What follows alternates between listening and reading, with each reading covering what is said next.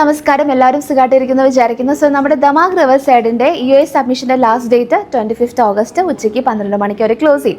അപ്പോൾ അറിയാലോ, ഒരുപാട് എൻക്വയറീസ് എനിക്ക് ഇപ്പോഴും വന്നുകൊണ്ടിരിക്കുന്നുണ്ട്. അപ്പോൾ ഞാൻ ലൊക്കേഷൻ്റെ ഇമ്പോർട്ടൻസും കാര്യങ്ങളൊക്കെ ഒന്ന് എക്സ്പ്ലെയിൻ ചെയ്ത് തരാൻ വേണ്ടിയിട്ടാണ്.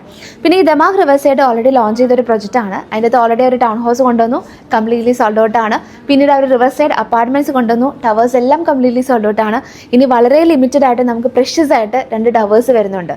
അതിലൊരു വാട്ടർ ഫേസിങ് അപ്പാർട്ട്മെൻറ്റ് എടുത്ത് വെക്കാൻ പറ്റുവാണെങ്കിൽ ഇറ്റ്സ് വെരി അഡ്വാൻറ്റേജസ്. ഓക്കെ, അപ്പോൾ ഇനി ദമാഗ് റിവർ സൈഡിൻ്റെ ലൊക്കേഷനിലേക്ക് പോകുന്നതിന് മുന്നേ തന്നെ ഈ ഒരു ലൊക്കേഷൻ്റെ ഇമ്പോർട്ടൻസ് നിങ്ങൾക്ക് അറിയണമെന്നുണ്ടെങ്കിൽ ദുബായിയുടെ ഗ്രോത്ത് എവിടെ നിന്ന് സ്റ്റാർട്ട് ചെയ്തു എന്നുള്ളത് നിങ്ങൾ അറിയണം. ഓക്കെ, അപ്പോൾ ആദ്യം ദുബായിൽ ആളുകൾ വന്നു തുടങ്ങിയത് ഈ കാണുന്ന ദേര പോർട്ടിലാണ്.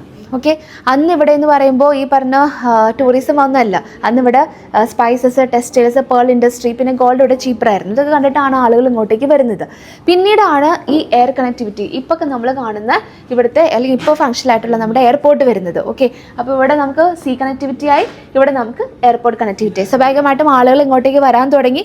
സ്വാഭാവികമായിട്ട് അവരുടെ ആവശ്യങ്ങൾ കൂടി, അങ്ങനെ ഇൻഫ്രാസ്ട്രക്ചർ ഡെവലപ്പായി, പിന്നെ ബാക്കി ഫെസിലിറ്റീസ് കാര്യങ്ങൾ ഡെവലപ്പായി. ഓക്കെ, പിന്നെ ഈ എയർപോർട്ടിൻ്റെ ചുറ്റും വരുന്ന ഈ ഒരു ഏരിയ ഉണ്ടല്ലോ, ഇതെല്ലാം ലീസ് ഹോൾ പ്രോപ്പർട്ടീസ് ആണ്. 99 ഇയേഴ്സ് കഴിയുമ്പോൾ നമ്മൾ തിരിച്ചു കൊടുക്കണം.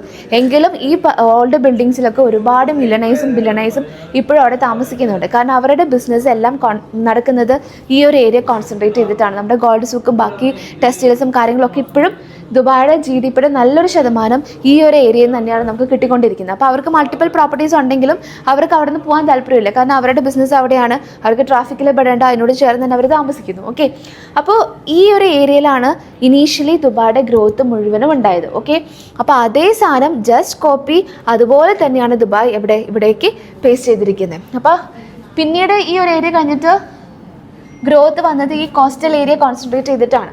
ഇനിയിപ്പോൾ ദുബായ്ക്ക് ഗ്രോത്ത് ചെയ്യാനുള്ള ഒരു സ്പേസ് വരുന്നത് ഇവിടെയാണ്, ദുബായ് സൗത്ത് ആണ്. അപ്പം നമ്മുടെ എയർപോർട്ട് ഇവിടെ വരുന്നു. പിന്നെ ഇനി നമ്മുടെ പോർട്ട് എവിടെയാണ് വരുന്നത്? ഇത് നമ്മുടെ ജബ്ലാലി പോർട്ട് വരുന്നു. ഓക്കെ, നമ്മുടെ അൽമത്തം ഇൻ്റർനാഷണൽ എയർപോർട്ട് നമുക്കറിയാം ലോകത്തിലെ തന്നെ ഏറ്റവും വലിയ എയർപോർട്ടാണ്. ഇപ്പോൾ നിലവിലുള്ള എയർപോർട്ടിനേക്കാളും 5 ടൈംസ് ബിഗറാണ് ഈ വരുന്ന എയർപോർട്ട്. അപ്പോൾ കഴിഞ്ഞ വർഷം നമ്മുടെ ഇപ്പോൾ കറണ്ട് എയർപോർട്ട് 93 മില്യൺ പാസഞ്ചേഴ്സിനെയാണ് ഹാൻഡിൽ ചെയ്തിരിക്കുന്നത്. ഏവിയേഷൻ സെക്ടർ മാത്രം കോൺട്രിബ്യൂട്ട് ചെയ്തിരിക്കുന്നത് 27% ആണ്. അപ്പോൾ ഇത് ഫുള്ളി ഫങ്ഷണൽ ആയി കഴിഞ്ഞ് കഴിയുമ്പോൾ ഏവിയേഷൻ സെക്ടറായി നിന്ന് കിട്ടുന്ന കോൺട്രിബ്യൂഷൻ എന്ന് പറഞ്ഞാൽ 54% ആണ്. ഇറ്റ്സ് 5 ടൈംസ് ബിഗർ അല്ലേ. അത് മാത്രമല്ല ഫസ്റ്റ് ഫേസ് 2031-32 ആകുമ്പോഴേക്കും കംപ്ലീറ്റ് ആവും. ആ ഒരു ടൈമിൽ 160 മില്യൺ പാസഞ്ചേഴ്സ് ഈ ഒരു അൽമക്തം ഇൻ്റർനാഷണൽ എയർപോർട്ടിലേക്ക് വരാൻ പോകുന്നത്. അപ്പോൾ അതിൻ്റെ പൊട്ടൻഷ്യൽ നിങ്ങൾ മനസ്സിലാക്കുക.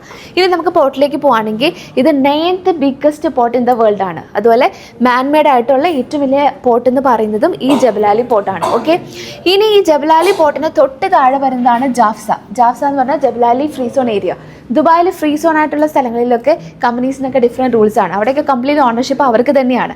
ഈ ഒരു ജാഫ്സ ഏരിയയിൽ ഏകദേശം 130+ കൺട്രീസിൽ നിന്നായിട്ട് 9500 മേലെ കമ്പനീസ്, വെയർഹൗസും കാര്യങ്ങളൊക്കെ ഉണ്ട്. അപ്പോൾ അവർക്ക് അവിടെ കുറച്ചുകൂടി റൂൾസൊക്കെ റിലാക്സ്ഡ് ആയിട്ടാണ് പോകുന്നത്. അപ്പോൾ ഈ ജബലാലി പോർട്ടും അതുപോലെ തന്നെ ഈ ജാഫ്സ ഏരിയയും കൂടിയിട്ട് കഴിഞ്ഞ വർഷം ദുബായ്ക്ക് കോൺട്രിബ്യൂട്ട് ചെയ്തിരിക്കുന്ന 36% ആണ് GDPയുടെ. ഓക്കെ, അപ്പോൾ അത്രയും പൊട്ടൻഷ്യലാണ്, അത്രയും ജോബ് ഓപ്പർച്യൂണിറ്റി ഇപ്പോൾ തന്നെ അവിടെ ഉണ്ട്.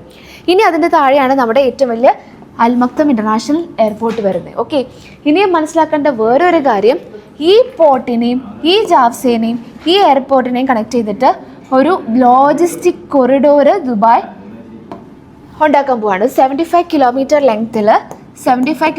ലെങ്ത്തിൽ ഒരു ലോജിസ്റ്റിക് കൊറിഡോർ വരുന്നുണ്ട്. കാരണം ഇത് ഫുള്ളി ഫങ്ഷണൽ ആയി കഴിഞ്ഞപ്പോൾ per year 25 tons of cargo ആണ് ഇവിടെ വരാൻ പോകുന്നത്. അപ്പോൾ ഇവിടെ നമുക്കറിയാം പോർട്ട് വരുന്നുണ്ട്. സോ ഈ കാർഗോയുടെ ഈസി ട്രാൻസാക്ഷൻസിന് വേണ്ടിയിട്ടാണ് ഈ കൊറിഡോറും ഇവർ ക്രിയേറ്റ് ചെയ്തിരിക്കുന്നത്. അത് 4 മണിക്കൂർ വേണ്ടടുത്ത് ഒരു 1 അവർ കൊണ്ട് തന്നെ ഈ കാർഗോസ് അങ്ങോട്ടും ഇങ്ങോട്ടും ഇവർക്ക് ഇങ്ങനെ പാസ് ചെയ്യാൻ പറ്റും. അത് മാത്രമല്ല പിന്നെ വേറൊരു അഡ്വാൻറ്റേജ് കൂടി എന്ന് പറയുന്നത് ഈ ട്രാൻസാക്ഷന് സിംഗിൾ കസ്റ്റം ക്ലിയറൻസ് മതി. അപ്പോൾ എല്ലാ രീതിയിലും വളരെ കൺവീനിയൻ്റ് ആയിരിക്കും.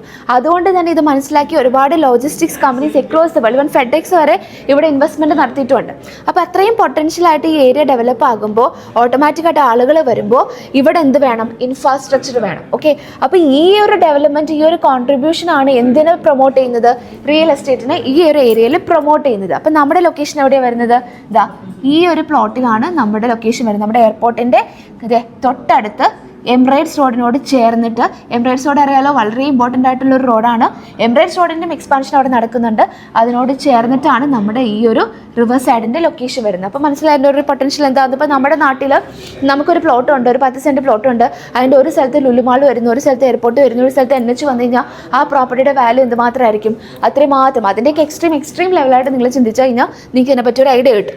ഇനി തന്നെ ഞാൻ പറഞ്ഞിട്ടുണ്ട്, ഇതെല്ലാം MRൻ്റെ പ്രീമിയം കമ്മ്യൂണിറ്റീസ് ആണ്. Highly premium communities. 22 വർഷത്തിനിടയിൽ അവർ കൊണ്ടുവരാത്ത അത്രയും പ്രീമിയം ആയിട്ടുള്ള കമ്മ്യൂണിറ്റീസ് ആണ് MRൻ്റെ ഇത്.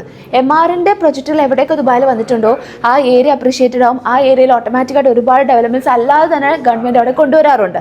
അപ്പോൾ അതിൻ്റെ നടുക്ക് വരുന്ന ഈ പ്ലോട്ട് എന്ന് പറയുമ്പോൾ അഗൈൻ ആ ഒരു വാല്യൂ അപ്രീസിയേഷൻ ഹയർ ആയിരിക്കും. ഞാൻ പറഞ്ഞിട്ടുണ്ട് ദമാക് റിവർ സൈഡിൻ്റെ അടുത്ത് തന്നെയാണ് എത്തിഹാർ റെയിൽ പോകുന്നത്. ഞാനിപ്പോൾ ഓപ്പൺ ചെയ്തിരിക്കുന്നത് നമ്മുടെ ദുബായ് ഡെവലപ്മെൻറ്റ് അതോറിറ്റിയുടെ DDA വെബ്സൈറ്റ് ആണ്.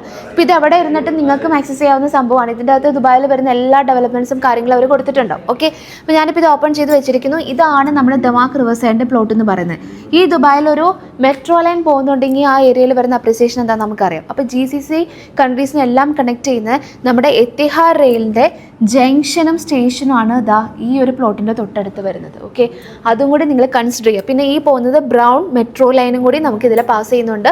ദാ ഇവിടെ അതിൻ്റെ സ്റ്റേഷനും വരുന്നുണ്ട്. ഓക്കെ, ഇതെല്ലാം നിങ്ങൾക്ക് എവിടെ ഇരുന്നിട്ട് വേണമെങ്കിലും ആക്സസ് ചെയ്യാവുന്ന കാര്യങ്ങളാണ്. വളരെ ജെന്യൂൻ ആയിട്ടുള്ള ഇൻഫർമേഷനാണ്. ഓക്കെ, അപ്പോൾ അങ്ങനെ ഇനി ശരിക്കും എത്തിഹാർ റെയിൽ അവിടെ വരുമോ, അല്ലെങ്കിൽ അവിടെ സ്റ്റേഷൻ വരുമോ എന്നുള്ള ഡൗട്ടൊക്കെ ഈ ഒരു പ്ലാറ്റ്ഫോമിൽ കയറിയാൽ നിങ്ങൾക്ക് തന്നെ സ്വയം മനസ്സിലാക്കാവുന്നല്ലോ. അപ്പോൾ ഇത്രയും പ്രൈമായിട്ടുള്ള ഈ ഒരു ലൊക്കേഷനിൽ നമ്മളൊരു വാട്ടർ ഫ്രണ്ട് പ്രോപ്പർട്ടി എടുക്കുകയാണെന്നുണ്ടെങ്കിൽ നമുക്ക് അവിടെ കിട്ടാൻ പോകുന്ന അപ്രീസിയേഷനും അതുപോലെ ഫ്യൂച്ചറിൽ നമുക്ക് കിട്ടാൻ പോകുന്ന റെൻ്റൽസ് എന്ന് പറയുന്നത് വേറെ എവിടെ എടുക്കുന്നതിനേക്കാളും പ്രോഫിറ്റബിൾ ആയിരിക്കും. അപ്പോൾ ഇനി ഇതിനകത്ത് എന്തെങ്കിലും ഡൗട്ട്സ് ഉണ്ടെങ്കിൽ നിങ്ങൾ എത്രയും പെട്ടെന്ന് തന്നെ കോൺടാക്ട് ചെയ്യുക.